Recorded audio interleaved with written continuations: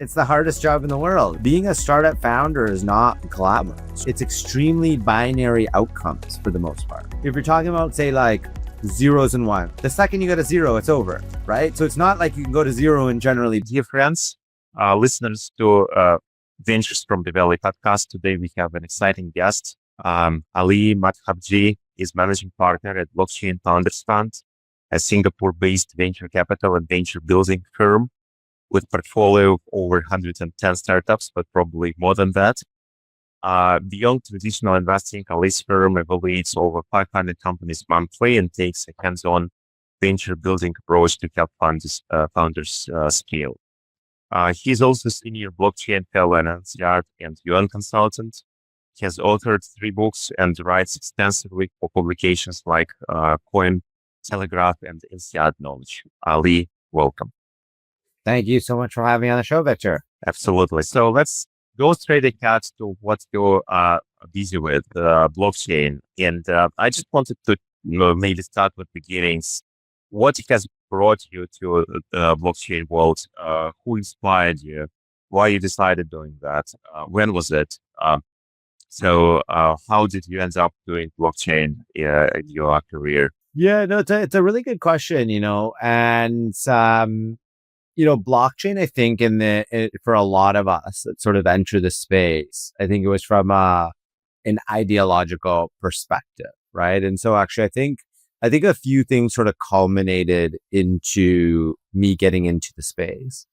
But, I'll start with, my parents are both refugees from East Africa, so Kenya and Uganda, and, came with essentially just the clothes on their back, right, to Canada. And so I grew up sort of in this, low income environment, parents working extremely hard, but, no one really there always to help, right? Like you literally have to work 16 hours a day to figure it out. And, governments aren't there, people aren't there necessarily to help, get you different opportunities or reskill or any of these types of things. And so from a very young age, I realized that I needed to start making money on my own. And so, before I was even 10, had already started doing a paper route, realized on my first check, I was making less than $1.50 an hour. And so I was like, okay, I need to figure something else out. This isn't working. And so I actually started, a number of small businesses very, very young, right? So I actually started one, building and selling computers. I started doing computer networking, fixing, printer systems and, home networks, and then solving viruses for people. And then, also pretty young, started basically helping people in the era of peer-to-peer content sharing to get the content, TV shows and movies that they wanted, quite early. And I was supplying, a lot of my hometown, at the time. And, then, was looking at, how do I sort of change out of this economic class? How do I sort of, get the next thing figured out? And, higher education is something that really resonated with me, right? And so went to the University of Toronto, which is, one of the leading institutions, in the world and Canada, and realized, so this was 2008 where I go into the University of Toronto, right? So this is, still quite early, but I'm trying to give you a little bit of context into the mindset. And, so 2008 to 2012, I'm at University of Toronto. And once I graduate, that's sort of when I, published the first book called Your Guide to Succeed in University, which becomes wins an international book award, became the #1 college book on Amazon. And, pretty quickly after that sort of realized, with that similar sort of mindset, like, you want to be involved in something that's against that system, right? Like we've got a system that I think isn't funding the things that should be funding. It isn't really helping people, change their trajectories, but in fact, it's even worse, right? They're funding wars, they're funding things that, you might even fully disagree with. And so once I came across Bitcoin, a little while later, and ended up taking some time looking into it, going and deep diving into the Reddit threads, etc. Ended up getting exposure to Bitcoin. And it wasn't a lot, right? But it was more from an ideological perspective. And then, a while later, ended up moving full time into the crypto space, right? So then in 2016, ended up starting a crypto exchange, and it was a different world, right? I mean, finance didn't exist. Kraken didn't really work. You'd have a lot of failed trades. I think more than 50% of my trades were probably failed on Kraken at the time. Bittrex and Poloniex were probably the altcoin exchanges, the alternatives that were sort of coming up, sort of pre that ICO boom in 2017. So very, very, very different world. And we raised 3 rounds of capital, grew our team to 40 people. We had a really incredible team, and we ended up selling the exchange in 2017. So it turned out to be pretty good timing. Wasn't massive, but I think it was right timing, good time to sort of kick off Blockchain Founders Fund. And it worked really well since. We started putting both our time and our sweat along with some cash into supporting great companies, and did incredibly well through that period. And that sort of course the ICO boom did incredibly well, made a lot of money, lost a lot of money, as you can imagine, and the whole works from there. We will come definitely to further details about Blockchain Founders Fund you founded. But let's keep on crypto and blockchain first as foundation for our kind of discussion. But by the way, you said that you were like inspired by Bitcoin as a mean of solving like real big problems like corruption, like illegal trade, or like not a full transparency. But some people think of Bitcoin to be a completely opposite thing, right? That it is served like it's a mean of paying for drugs, illegal. Slavery is legal everywhere, but like illegal trade of weapons or what have you, right? I mean, some people believe that Bitcoin serves for like a different mean, whether we want it or not. But it's just a kind of a command they have. So I mean, there are people who believe that Bitcoin isn't it like a mean of freedom, a mean of transparency. And blockchain itself is a protocol that is fully transparent. That's for sure, like and fully decentralized. By the way, just a funny thing, I was introduced to blockchain as a concept back in 2012. I didn't know much of blockchain, though I was like a software engineer and technology man. I was like busy with enterprise technology mostly. And obviously 2012, you may imagine, it was nothing in B2B space. It was like a pure consumer thing back then. So I went to see my friend in New York and he said, I'm flying to Toronto, private jet, like he was like entrepreneur with like wealthy kind of background. He said, I'm going to meet a Russian guy there. I said, what's that? He said, I'm meeting Vitaly Buterin, who is a graduate student in Toronto University.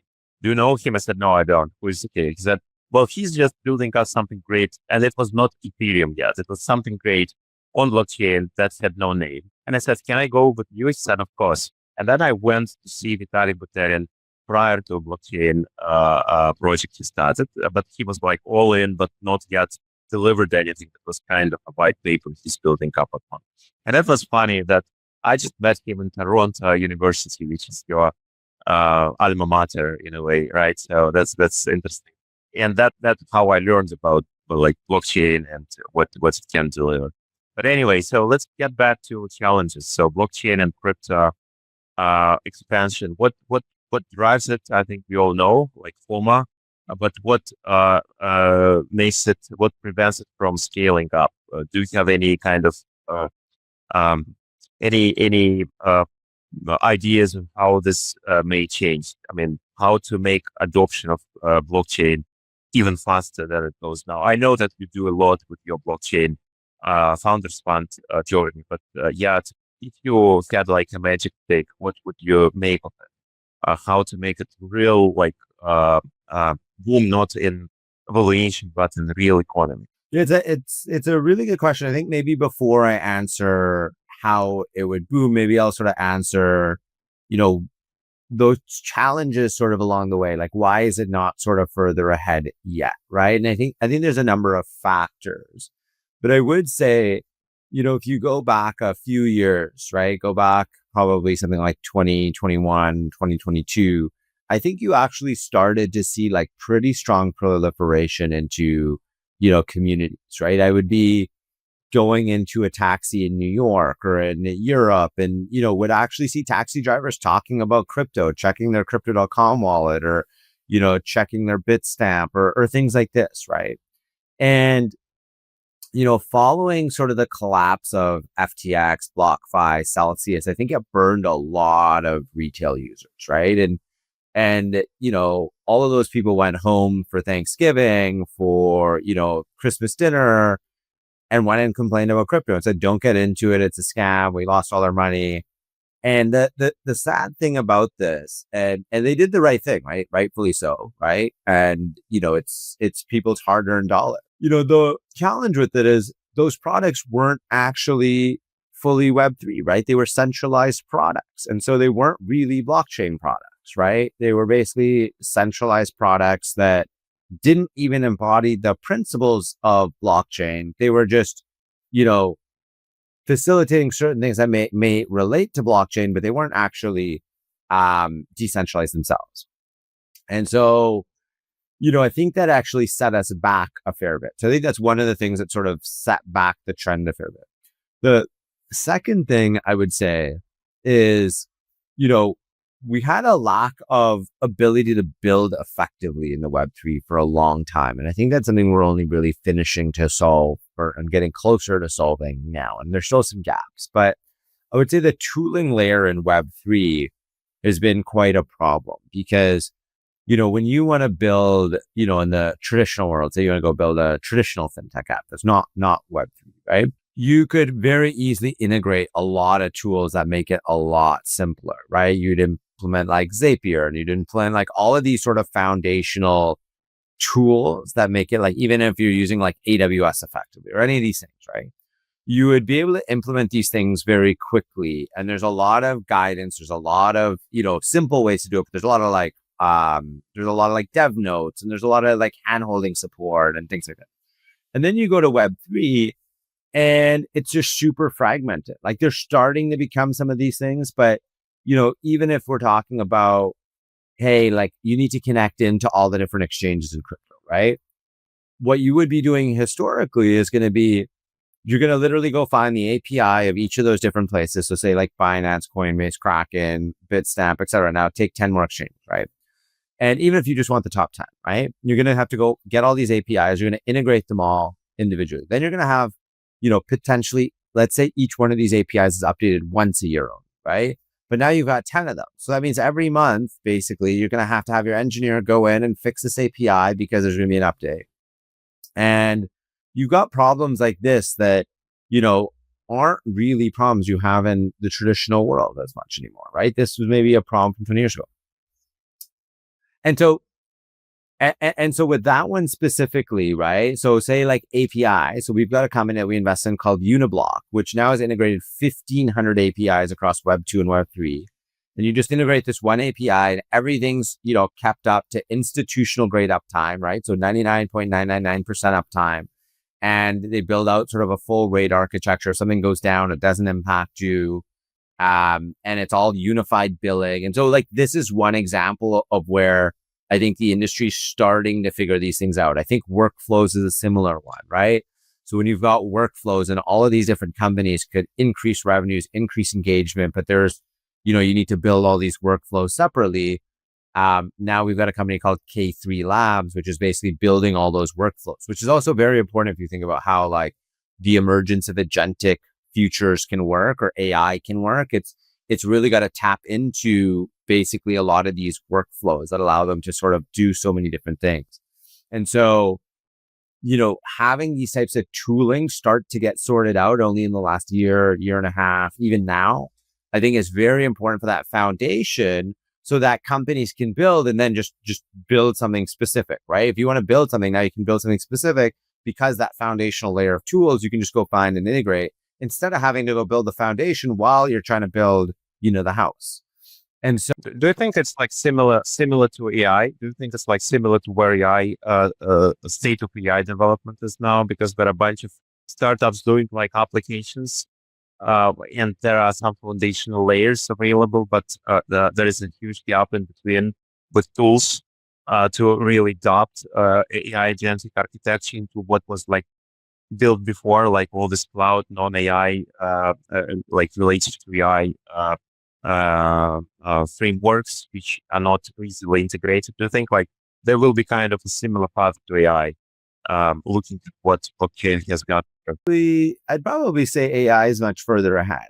I would say that like because the foundational layers to build on AI is still much simpler. Like sure, there's like very critical foundational development still happening, but you can already build and leverage a lot of AI in the consumer space more effectively than you can, I would say, with Web3 as effectively. And even just think about if you were to go on the streets and say how many people are actually using blockchain versus AI in their everyday life, like AI is going to win hands down especially when you're excluding crypto. Like if you're talking about the actual technology usage and not just trading on a centralized exchange and actually using it in a decentralized manner, I think AI is going to be hands down, much, much higher. Because even if you're talking about crypto or blockchains, people using Coinbase or Binance, these are all centralized, right? So they're not actually using the technology, even though they're still supporting, let's call it the movement in some ways. They're not actually using the technology. So I think we still have some work to do there, but I think it's changing. I think this is actually the cycle where I think you start to see mass adoption into everyday lives of people and they won't even know it. And I think that's the big, big moment, right? And you with AI, it was a little bit different because I think kind of people went almost direct to source. Like in some ways, it's like, it wasn't like AI as much integrated into every product and it was sort of behind the scenes. You were going almost directly to ChatGPT or OpenAI. You were going directly to, some of the others. And you started using it. And that was because it solves so many problems elsewhere. Whereas I think with blockchain, it's solving a lot of these problems that aren't as maybe as sexy or as fun to solve, right? Versus I think AI can solve a lot of things in different ways. Blockchain is almost becoming that like value layer in that world of digital commerce, right? Just let's speak, for example, about like one particular application to blockchain, which is payments, right? So obviously, payments is like when you have like assets, a mean of value creation. Bitcoin is a mean of value creation, or eventually a kind of money, right? You have in your pocket. So now, when you think of payments, why like payments are not easily adopted, like blockchain payments? Blockchain is a perfect way to pay, right? But yet not there. I mean, we all know like it's just because Bitcoin, first of all, it is like highly volatile. So I mean, you could not pay a currency which is highly volatile. Yet, like if even you adopt it, the payment is too expensive, right? You could not adopt it for like millions and millions of payments because each payment is too expensive. So unless you do go like Lightning or some other technology, do you think that it will ever become kind of a common mean to pay, right? Between like businesses and consumers. I remember time back in 2018 when in Palo Alto, every single shop was accepting Bitcoin as a mean of pay. Like if you go University Avenue, there were no any shops there which would not accept Bitcoin. If you go now University Avenue, you will see nothing there, right? There will be no one single shop that would accept Bitcoin. However, if you go like Buenos Aires, you could not make a haircut or pay a legal fee, whatever, to a lawyer unless you just do it in whatever, like USDC, right? So it's like adopted, but it's like still a fraction, right? So my question is like whether like there's billions and billions of payments made now in like fiat currency are gonna be done on blockchain at some point. But what prevents us from having that even today? Yeah, I mean, I think there's a few aspects, right? I mean, one, I think you're more likely to pay in stable coins, and stable coins are much more attractive in emerging markets where, there's mistrust in their existing currency or government more because the printing of currency is going to devalue their money. You're seeing that constantly in a lot of these emerging markets to an extent that's unsustainable.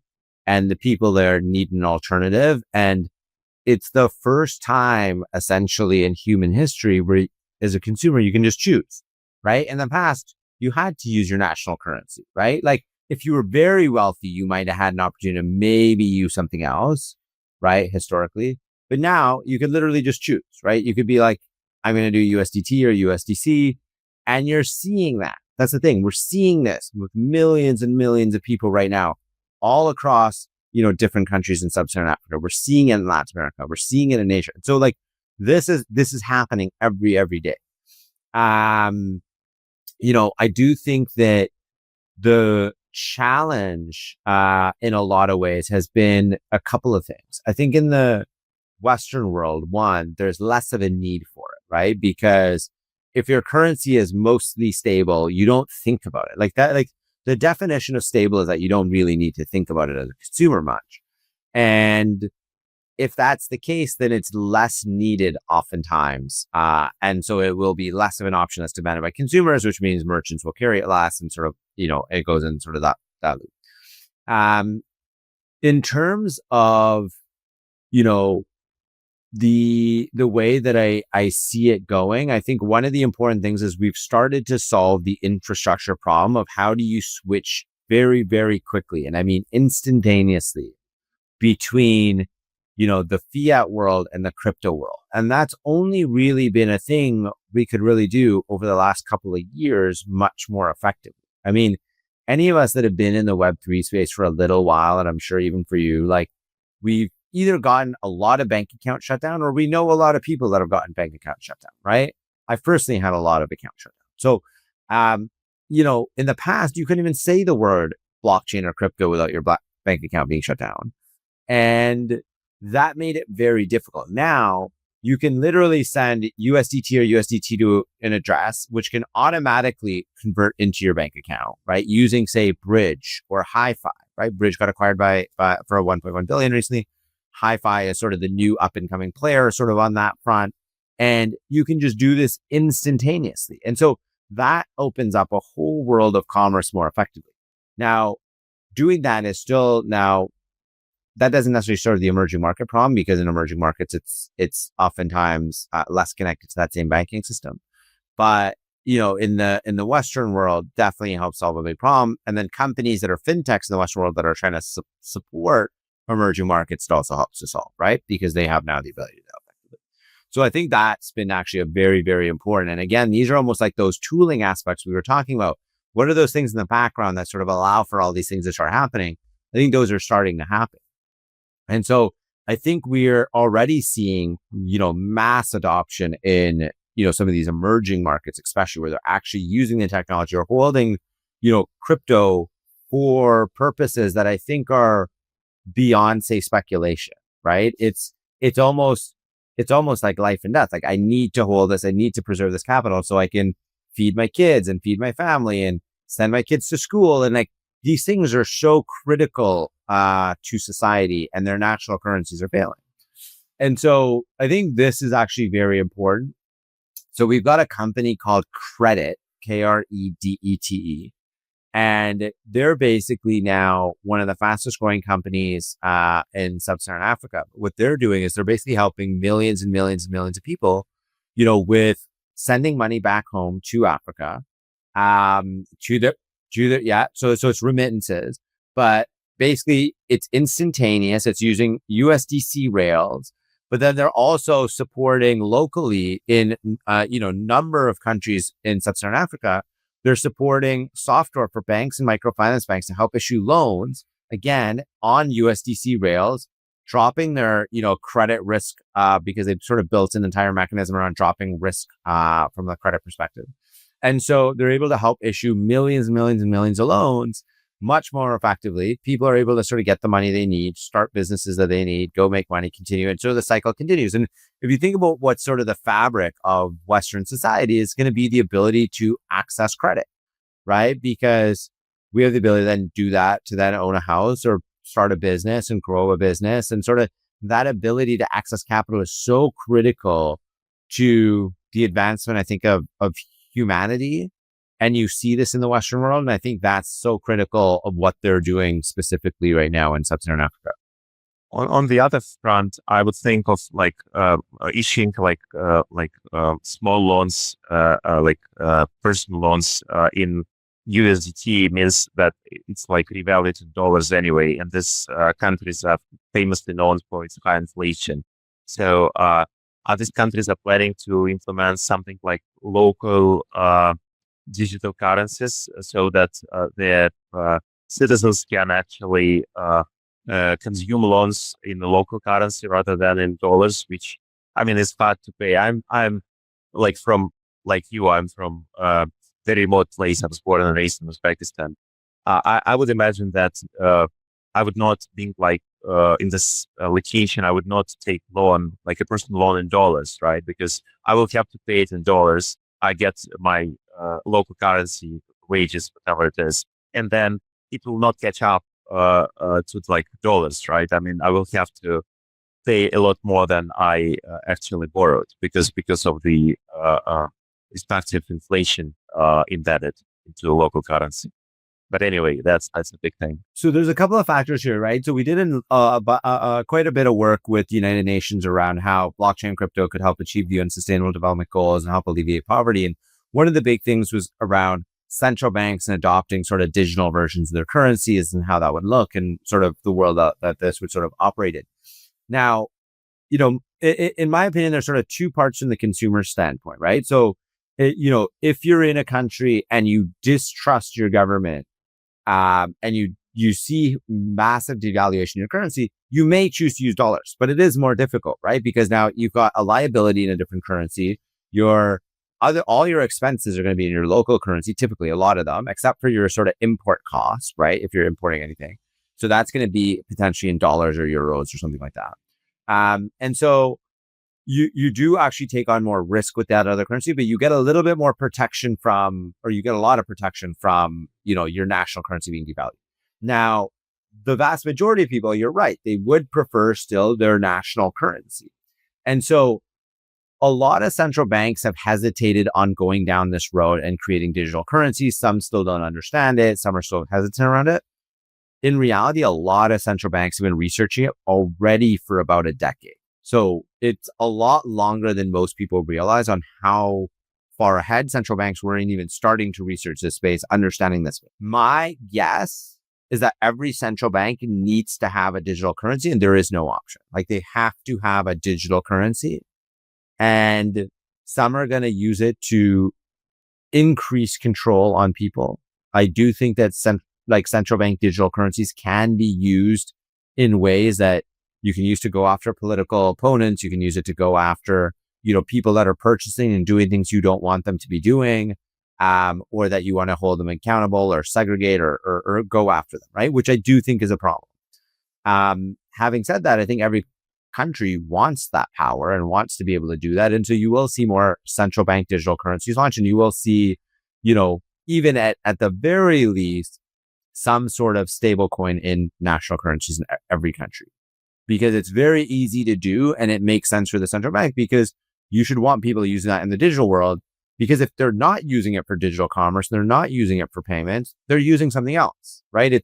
It like we're in a world now where you can choose the currency you use. It does add other complications, as we mentioned, but I think that this is something that's, very interesting and different in this day and age compared to historical. Yeah, it's a good beginning. I do agree. Actually, this year I visited this probably one of the largest conferences, Bitcoin related, blockchain related conferences in the world, which is called BTC in Las Vegas. I'm sure you were there too. Nice. Unfortunately, we haven't met in person. So last time I was at this conference back in 2015, I think 10 years ago. And there were like bunch of crypto evangelists, kids between like age 18 or probably earlier than that, younger than that, and 23. Probably the eldest one I would imagine was like close to age 30 or so. So there were like a community of kids really excited, really kind of, so enthusiastic, so like inspired by this blockchain technology, talking like innovation, talking how it will change the world. So after 10 years, I was like back to Las Vegas, attending 2025 conference. Uh, Keynote speaker is JD Vance, a lot of like CEOs of largest of Wall Street giants, including all banks, all this, hedge funds and everything. So people are in the like well dressed and very expensive suits, with accompanied with bodyguards and stuff like this. So is it good for the industry? I mean, with this, you get something and you lose something. Probably you may lose the momentum, you may lose the not transparency, but this, agility, if you will. Just this way of like feeling like freedom, like Bitcoin and blockchain is bringing freedom.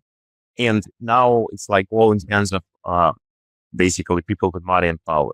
Is it good for industry or bad for industry? How would you think of that? Yeah, it's a good question. I do think that, the attention, the visibility, I think the credibility extension from mainstream, from Wall Street, is valuable for Bitcoin to sort of stand the test of time, right? Will it be here in 1,000 years or 100 years or 5,000 years, right? And I think, if you go back 10 years ago, I think that question was still harder to answer, right? Would it be here in 1,000 years, right? Like most national currencies aren't going to be here in 1,000 years or, whatnot. And so, when you start to think about that, I think that credibility in that mainstream, and getting sort of the entire global population essentially to be aware of it, to sort of extend credibility over it, to, push it, every major media stream covering it, et cetera.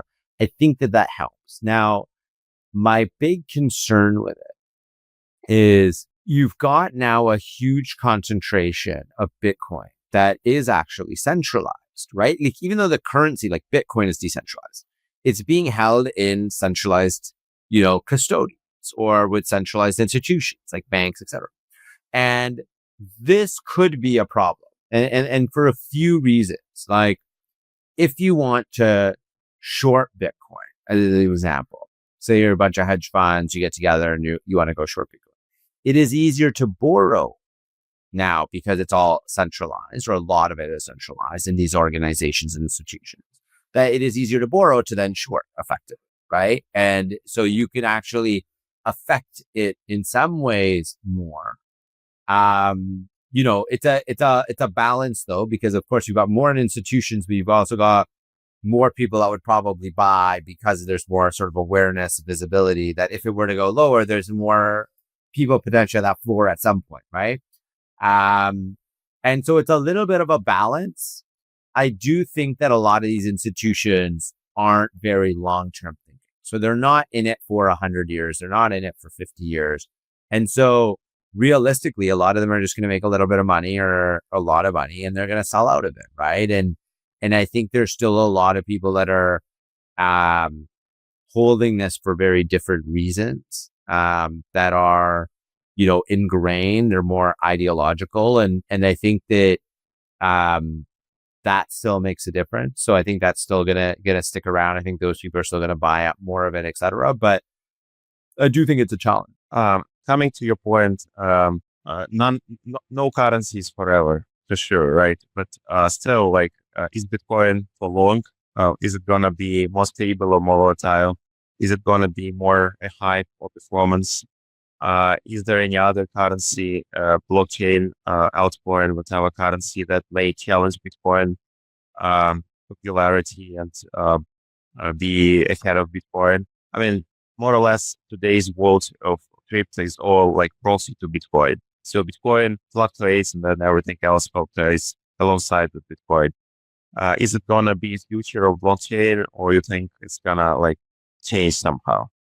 So I would put Bitcoin in a category of its own. And I think it's even used and operated quite differently. A lot of people sort of still look at this as, I'd say, more so an alternative to gold than, even for payments and things like that. I'd say that's probably the more mainstream sort of viewpoint of what people think. But gold is not as volatile as Bitcoin. To your point, I mean, it's a good option, but My opinion is a lot less scarce, right? I mean, when you talk about Bitcoin's volatility, I mean, it's still, I mean, no one has lost money ever holding Bitcoin, right? So it's really up only in. Well, unless you sold Bitcoin, you bought it at peaks and sold it at downturn, right? Fair. I mean, yeah, fair. We are at all time highs right now, but yes, if you sort of did not hold it, correct. But gold is a lot more infinite in its supply, right? If you were to think about the entire supply on Earth, and then the unmined supply, and obviously a lot of the fact that gets priced in, and then you've got asteroid mining starting, and at some point mathematically, once we start asteroid mining, it's really just a math calculation, a discounted cash flow to bringing that back to Earth. What's the cost of it? How much they're worth? And then you're basically pricing that into the existing calculation of the unmined gold on Earth.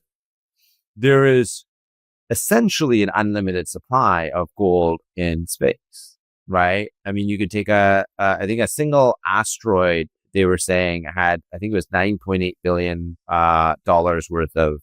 I think it's like that. There are some asteroids that that are whatever, like trillions of dollars of actually supply of rare metals or gold to cap you, right? Yeah. Yeah. So exactly. And so this becomes a huge problem, because then it's basically a mathematical calculation. Once you can start to access it, then, it's just a mathematical calculation, right? And so if you've got tens of billions of dollars of gold per person on Earth from a single asteroid, you create a huge problem, supply shock in that market. And so the value of the gold historically, in the future context of the planet of Earth, the future price of gold is capped by basically the cost to extract that gold plus some sort of small premium, right? Because once you go dramatically above that, more people would do it, and it would bring down that price to that cap plus premium. And so it's limited. Now, the challenge around Bitcoin has a different one, right? The challenge around Bitcoin is going to be quantum, right? And the ability to quantum hack. Now, Bitcoin security is extremely strong. And so a lot of things on the planet would get hacked well before Bitcoin.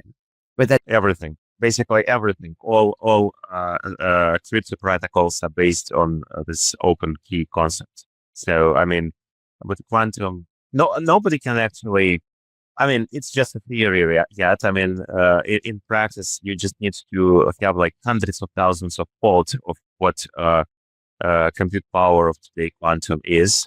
But indeed, it's like a reverse engineered with quantum. I totally agree. Theory, like, I mean, practically nobody knows. No, but it's theory, but it's inevitable. And so that is going to be the next thing to solve at some point, right? Because it is inevitable. Like, we can already see, I mean, even when you factor in the advancement of AI today or any of these things, I mean, you just see this growth trajectory that is so extreme and so exponential. And quantum is going to be the same, right? And when you think about it, whoever solves quantum, even to some extent, not even the full extent, they basically are going to use it potentially for nefarious actions. They're going to get money from it, and then they're going to reinvest that money to continue to build out those capabilities, and you'll be able to just continue that operation. And so it becomes, in some ways, a self-fulfilling prophecy. And so this is going to be the risk, but it's a bigger risk for basically the rest of our society first, but Bitcoin then and digital currencies is on that list. But do you think it's going to be like, coming back to Bitcoin, is it going to be more volatile or less volatile in future?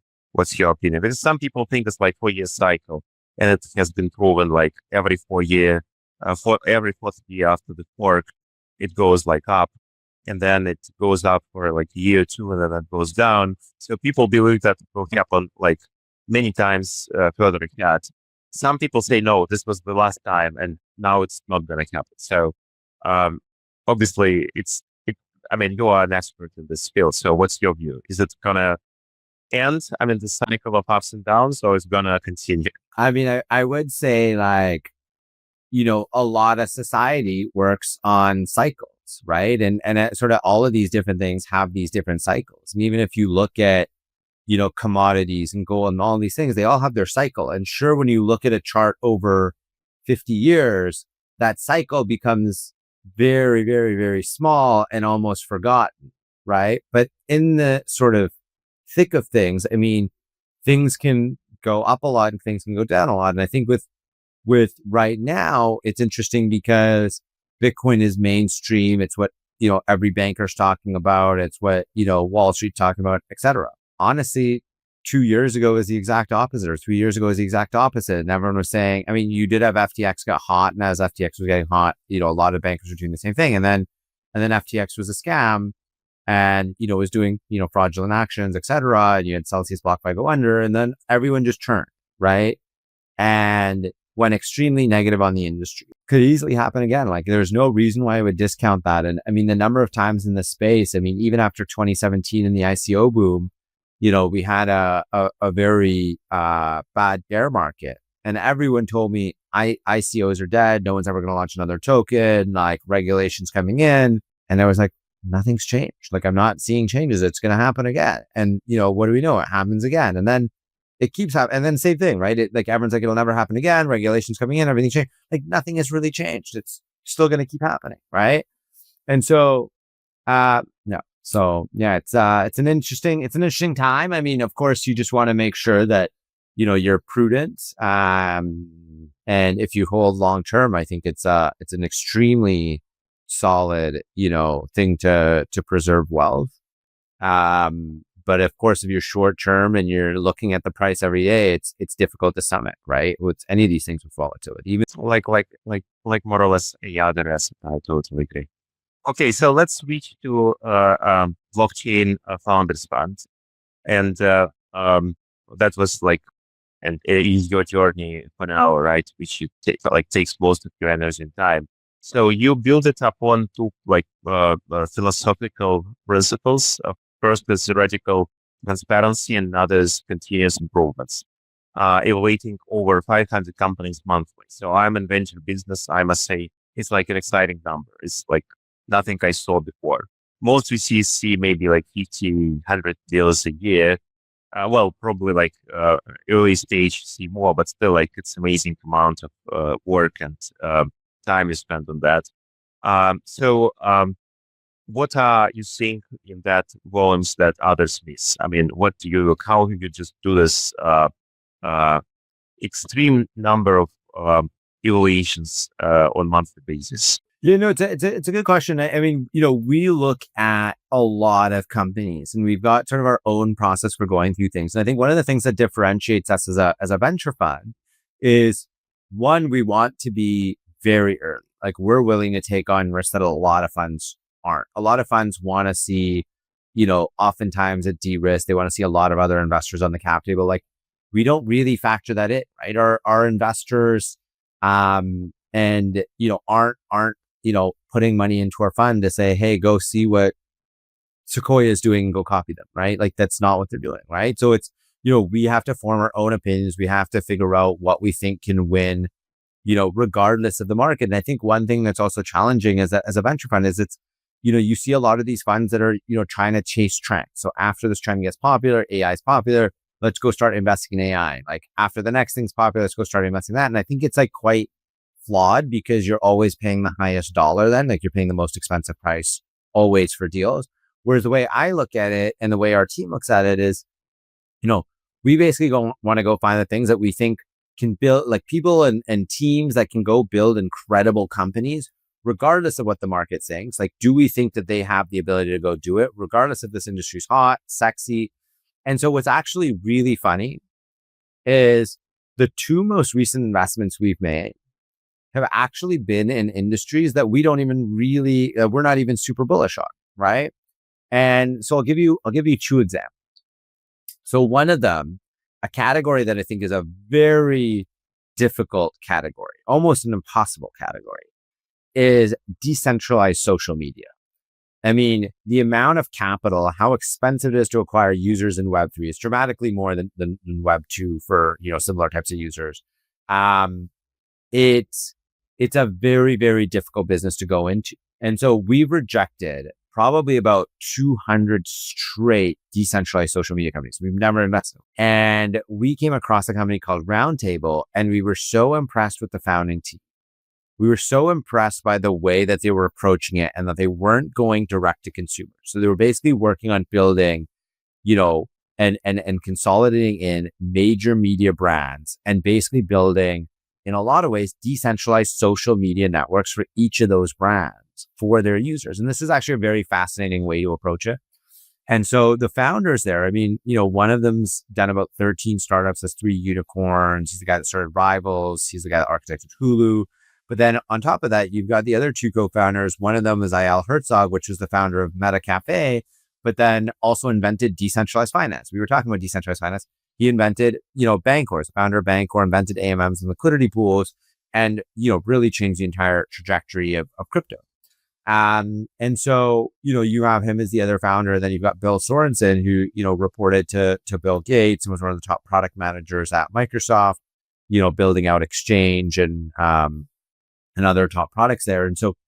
And so, we liked how they were thinking about it, because what they were doing is they were going to brands that got 10 million, 20 million, 5 million users, say, every single day, and essentially building out almost like a network for those users. And now as if you were that company, right? So it's white label for that company. And so now what's really cool, they just launched the first version. So if you go onto the App Store, if you're listening to this right now and you go onto the App Store, and you look up the hockey news, right? So all 32 NHL teams are actually now live on the hockey news, which, has millions and millions of users every single day.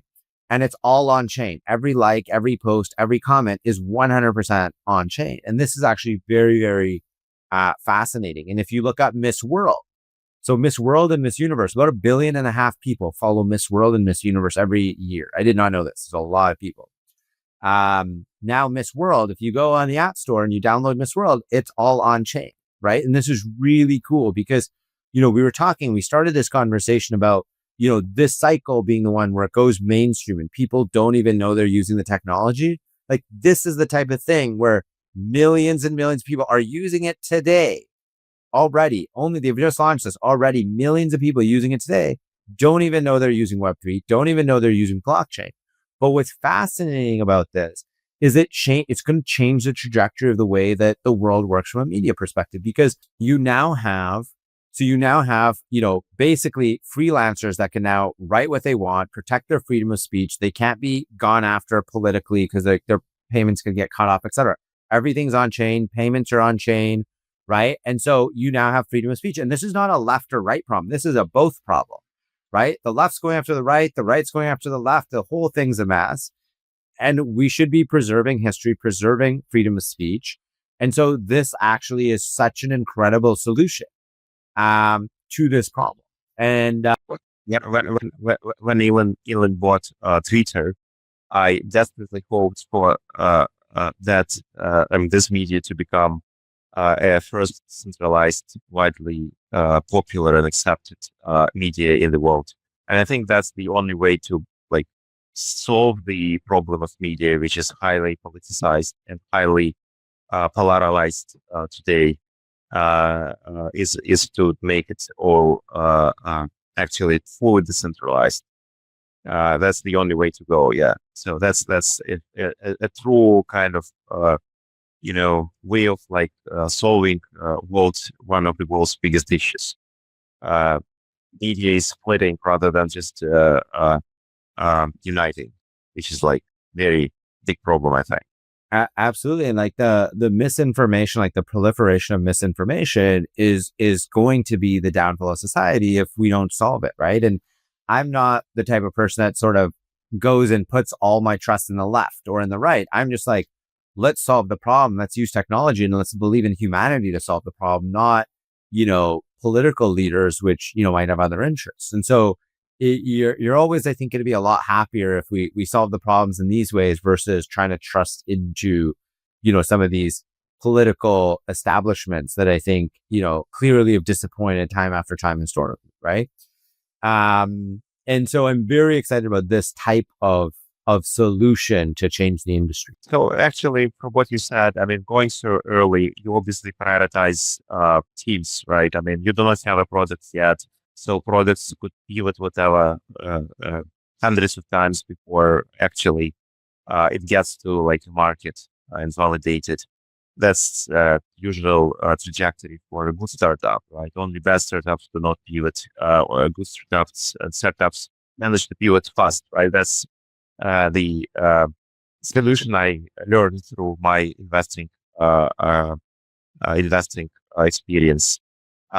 But just coming to this continuous improvements, I'm curious if you're using any AI in your day-to-day job in blockchain founders, generally in your like assessments. Is there any tool now which you would recommend, or set of tools to really help you actually do your due diligence work on finding out the best from those thousands and thousands you look at? So I found, I guess a couple of things. So we do use AI for a lot of things, and we actually recommend our companies use AI for a lot of things. And so I have a few suggestions on that. But from the perspective of due diligence, right now, what we're launching and working on right now is almost like a parallel system, right? So we're going to continue to look at companies manually, but we're in parallel launching AI integrations to basically go rate all of the information in real time on their decks and their materials, and even like their public profile, et cetera.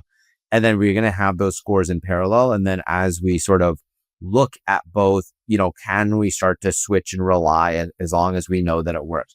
Now, the challenge behind it is, in venture, you're not trying to do consensus plays. And so there are intangibles, right? Like when we invested in the founder of Credit, the company I mentioned earlier, and they're probably one of the fastest growing companies in Africa, like nobody would invest in them, right? And the founder was dropping out of Harvard Business School, bear market, like a lot of risks. Don't get me wrong. You're running a business, sub-Saharan Africa, working on remittances, payments, like a lot of regulation. There's a lot of, even not as clear regulation. At least if you're like in America or you're in like the Western world, there's generally pretty clear processes on how to go do things, right? When you start working in some of these emerging markets, it's not as clear, right? And so there's all of these different challenges. So, if you were to go ask AI, it's going to come up with a very big list of red flags. But, one of the big things that sort of turned us on to the founder. So the founder actually applied cold to us on our website, right? So we didn't know him. And it's a fascinating story because I happened to be going to New York. I messaged him saying, hey, I'm going to be in New York. Like, let's meet up in person. And we ended up spending, it was supposed to be a 30-minute meeting. Ended up being 8 hours in person on our first meeting. I was canceling meetings the whole time, right? Just to spend more time. And there was a lot of things that, we had to validate and check, but, we did reference calls. I literally did reference calls on the spot with some of his customers. And there was a few factors that really stood out, but one was best reference call I've ever done, right? So we spoke to one of his customers, which is a microfinance bank, using his technology to basically start issuing loans. And they said, we've moved 30% of our portfolio over to using his technology. We've dropped our non-performing loan ratios by 30%, and we will move 100% of our portfolio over to his technology in the next 12 months. So that's like a superhuman type product. So as an investor, you want to see products that are so sticky and so needed that it basically changes, and they basically can't live with them, right? And that was the type of product where you could see that, like you could see the way they were talking about, the way they were like using it, that they needed this, right? And basically he said on the call, he's going to go tell all of his other friends that are in similar roles at other institutions that they need to go use this product because it's, the best thing ever for them. And so that was a very, very big factor. The other factor I think is like that personal drive, and that's hard for AI to capture, right? It's like, it's almost because, the startup founder life, and I've done it too, right? It's not glamorous. And I'd still say I'm a founder, even though it's a fun. And it's not glamorous, right? There's a lot of ups and downs, but there's a lot of times where you just need to figure out, there's like an entire wall in front of you and you need to figure out how to go through it. That's the most common answer when I speak to like serial entrepreneurs. Some of them started like 5, 6 companies. Some of them started one or two, but most of them have started just one, ended like, I mean, some of them are really ended with like really good like exits, and they do not start the second one. And the most common answer I got when people are like relaxed and it's like a casual conversation is like, it's damn difficult. Do I want to go again for like 10, 12 years when I saw so many times I could have failed, and I didn't fail just because of luck.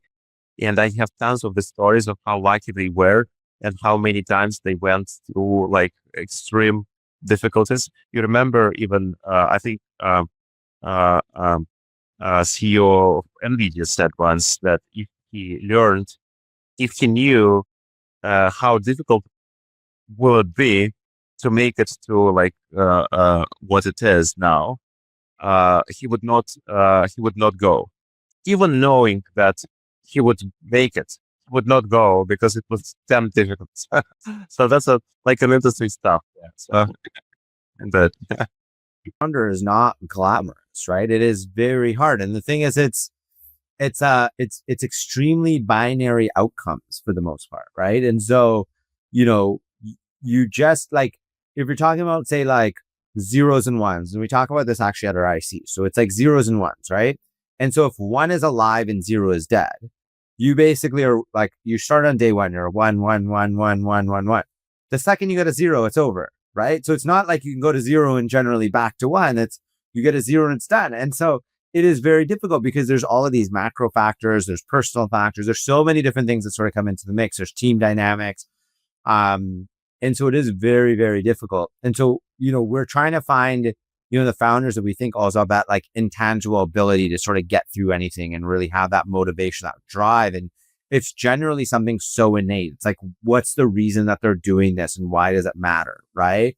And there's a lot of founders that make it work, even when that reasoning isn't, extremely innate and deep. But and no AI can help with that so far. You do not have a magic touch where you can, okay, this guy will make it. He's resilient enough. But you gave like two very good examples. One example was like exciting team, which I would definitely invest into. I mean, I'm not doing early stage though, that early, right? We're not coming. I mean, we are motivated. I'm sorry to say. But anyway, I mean, we also bring tons of rallies like you. But I mean, in fact, so the first example was like about really exciting team, like really knowing what they're doing. Second example was, okay, I mean, there was a dropper from Harvard, at least Harvard, right? And now you just had the, like reference chats from his customers, so meaning that he had something to show. But now imagine you have like a stranger coming to you with an idea. You don't know anything about the person. And but at least he had the business already. Now like the guy is coming to you with like a piece of paper and like really early, right? And then really early. So what would you like one single thing why you would trust this whatever man or lady? If like you do, what's like one single thing what makes you to believe that that's the right man to, like, when you can't really make tons of references, right? And I'm sure you still have cases when you just put some money, right? Probably most of them you don't, right? But at least there are some. So is there like one thing which you like? I mean, I think there's a couple of things. I think a lot of investors are looking for companies that are great or founders that are great. And like the way I look at it is like, that's not really what we're looking for, right? Like I'm almost looking for, in the vast majority of cases, like we're basically looking for like superhuman abilities on certain things, and other things can be weaker. Even though you might average out to the same, being good or great at everything is not as good at being superhuman at something and like bad at something, because you can solve the thing that's bad then, but you can't actually get something from great to superhuman, right? Like that's a lot harder to do. And so that's a very important factor, is like when you've got like that level of ability. And like, we just invested, like gaming's a very cold sector right now. Like a lot of people are not excited about gaming. And, we invested in this really, really incredible company called Joa Games. And I would say the founders have that superhuman type ability. I mean, you've got the founder of Mythical Games, started a multi-billion-dollar game studio, now started this, right? You've got, another founder who is a senior executive at Zynga. Zynga got acquired for 14 billion. And you've got the founding, engineers of NFL Rivals, which is one of the most successful Web3 gaming products in the world. Tens of thousands of reviews online, if you were to go look, that are extremely positive. And so, you've got this sort of all-star team that's done it before, and their superhuman ability is they can go get the best brands in the world to go work with them at prices that we've never even seen, even 1/10 of those prices we've never seen. And that is super, super, super impressive, because these brands are looking at it as a win-win, because they know that these guys have been super successful. They've done extremely well with them as partners in the past.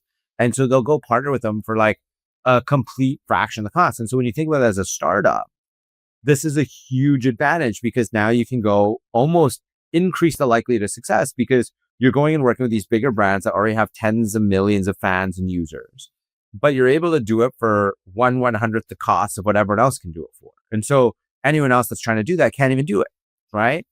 And that is very, very impressive. So when you start seeing those types of factors, it becomes very, very interesting, I think, to go invest in, because we can help solve those other problems, right? Like if there's certain gaps on the team or certain problems, you can go fix that.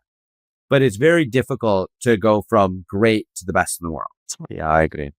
Totally. Okay, there are a few more questions before we wrap up. I like the name Blockchain Founders Fund.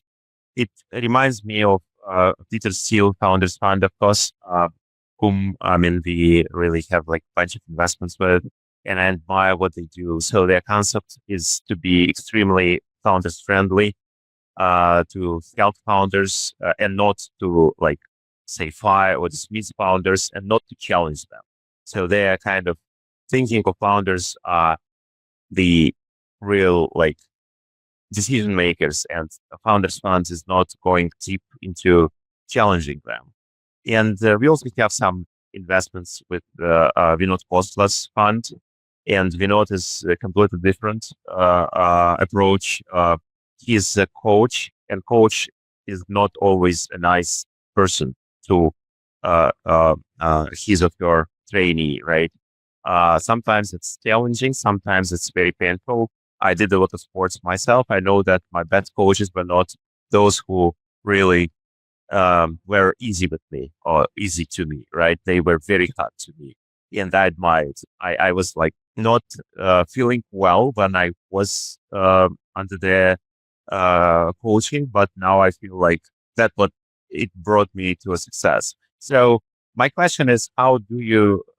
Where do you gravitate more? Do you gravitate more to like founders fund concept where you just have less impact, less challenge, or we're not sponsor concept where we have like? I definitely think I definitely think challenge is important as long as it's done respectfully but intellectually. And we do challenge our founders, right? I think it's important. It's not necessarily a negative thing. I think the important thing is like we're all in this together. I think the most important thing, and there's a few sort of internal ways that we measure success that's very important. So if there's a problem in one of our companies, like say there's a founder breakup or some sort of problem, or like, something they want to talk about, we want to be the first place that our founders come to, right? So that's actually very important, because that means they trust us, right? And this isn't something you could do contractually. You can't say, hey, if something happens, you have to come to us first, or we require a board seat. Like none of that.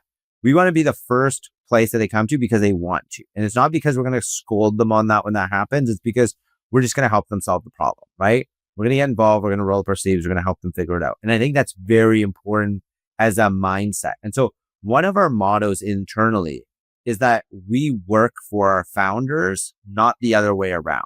So our founders aren't working for us. Like we're working for them in reality. And we're kind of working together to go build this. And that's actually very important as well, because oftentimes investors think that they're sort of the bosses of the founders, but we're not thinking like that, right? We're saying, hey, we're in this together. Let's go build it together. Let's go figure it out. And, a lot of founders oftentimes are like, hey, I don't know if I need to tell my investors this. There's going to be a huge sort of commotion, whatever. We're just like, we'll figure it out. Let's go solve it. Like, we're not sort of looking at, hey, like, let's bring out the stick. You did something wrong. Let's go figure it out. Like, we can talk about how we prevent, future issues or whatever, how do we improve communication, et cetera. But it's about how do we go do things better and how do we go bring in those best practices. And so even on fundraising, that's just one example. And I think it's going to be valuable for your listeners. Even on fundraising, we have a 90-step process that we go through with our companies before we're even willing to introduce them to one person. Okay. Because there are certain things that we want our companies to be the best in the world at that's very easy to control. Right. So how do you make sure you put your best foot forward on fundraising? How do you make sure you have like a very clear, concise deck that uses all the best practices? How do you make sure you have an extremely clear data room and process? Right. Like you can get a data room up and process up in 3 hours if you've got the best like process and methodology and best practices. But other people might spend weeks on doing it and still might not be the best. Right. But for example, we researched and spent 3 weeks only looking at data rooms to figure out how to perfect it, how to streamline it, how to simplify it. And so the part of the reasoning is that why we want our companies to be less is because we think it's like not every investor you meet is going to invest in your business. But if they don't invest for the wrong, like if they don't invest for the right reasons, it's okay. If they don't buy into your thesis, they don't buy into your idea, they don't buy into your vision, that's okay. But if they drop out because your process is not tight and structured super well to keep them in, and they may have done the deal, but you're losing them for the wrong reasons, or you didn't communicate certain things effectively, or you didn't end up getting on a call with them because your deck didn't communicate what it was supposed to, right? Like these are problems. And so we're not okay with that. And so we want all of those things to be extremely polished before we go out to market with them. And it doesn't take very long. It's just about having the best process. And so, and the AI, exactly. But on the AI part you mentioned earlier, I think this is a really cool tool. We get all of our founders to submit their pitch decks into a site called pitchleague.ai. And pitchleague.ai is a really cool AI tool that every founder should use because it instantly gives you feedback on a deck and tells you what you should fix, how you should fix it, taglines, all these different things to improve. And that's actually very valuable, right? And so, we don't necessarily have to go spend hundreds of hours on every company to go do this, because we're leveraging, and that's just one example, but we're leveraging these types of tools in the market that also help us to do certain things more effectively. I agree. I will definitely give it a try to this tool. Have you ever fired any of your founders? A straight question. So our methodology on this is very different than what you maybe see from like, other firms like Sequoia or others, right? Like when we invest, we're investing so early that there is no product. Mm-hmm. Mm-hmm. Mm-hmm. So without founder, it doesn't make sense, right? Exactly. So we're investing in the founder, and our belief is that founder is the right person to go through multiple stages. So it's a very different, I think, idea on investing than when some of these guys come in at say Series. But did you support further on investors while serving on the board to dismiss any of the founders? So for us, that's so we do serve on a number of boards, but like for us, we're in the founder camp of, hey, we believe in this founder, we can help sort of get them across. And so that's not our approach, but we've seen founders sort of get fired or pulled out, or co-founders sort of singled out and pulled out, and correct. But that doesn't mean there can't be founder disputes, and that's between them. And then like you do have to come in and mediate, and we do that. And these are just things that happen in startup land that you've got to sort of, deal with, and support and help do what's best for, the team. But that also means for the company as a whole, because in reality, these companies don't exist without that team. Absolutely. Okay. So my last question, Aly, and it was exciting, and very thoughtful and deep conversation. Give an advice to blockchain founders who are yet thinking about founding something in this space. What advice would you give to them? Absolutely. So, I mean, you've got to do something that you believe in, right? That you can sort of, pull in the resiliency that's needed to sort of go make something successful, and then try to analyze like, what are you the best at and what can you sort of handle and where are there gaps. And I think that's very important to have that self-awareness, because a lot of founders don't know that, and it becomes a very big problem because they don't actually know where the gaps are, and they're trying to solve a lot of things or too many things and not bringing the expertise. So find people that have got some expertise and put them around you, right? Especially where they have those gaps. And you can go find incredible advisors, investors, et cetera, that can help sort of supplement some of those things. And then, figure out a very clear way to, I think, communicate what's going well and what's not going well. Like, we went through 1,000 different investor and advisor updates. So we built our own template for startups and founders. And it's very important because even in my own startup previously, I used to write updates every Sunday, which is a little bit extreme. That every week's maybe a little bit too often, but I used to do it every Sunday. And this was very important because I would actually save hundreds of hours of doing things because I would ask for help in my updates to investors.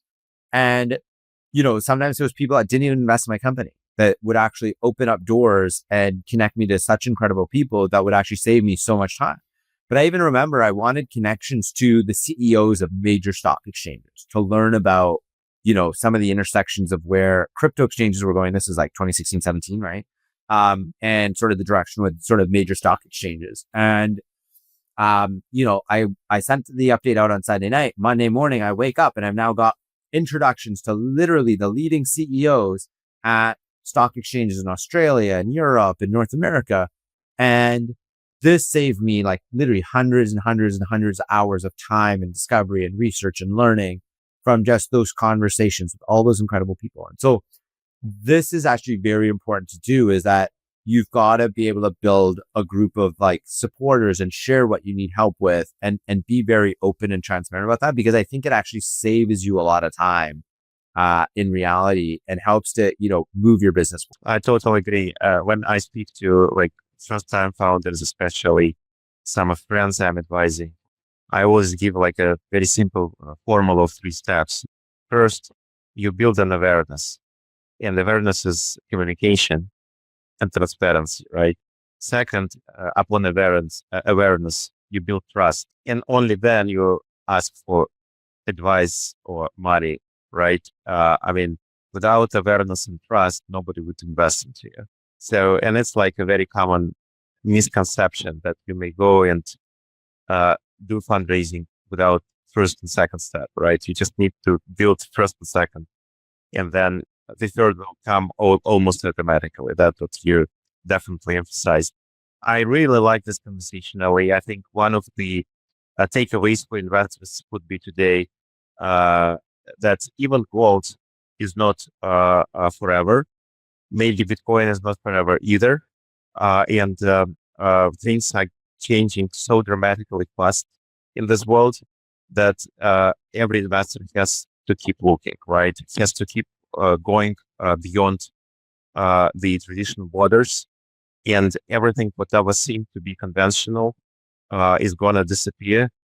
And I think that that's a very good takeaway for everyone who is listening, what like founders and investors.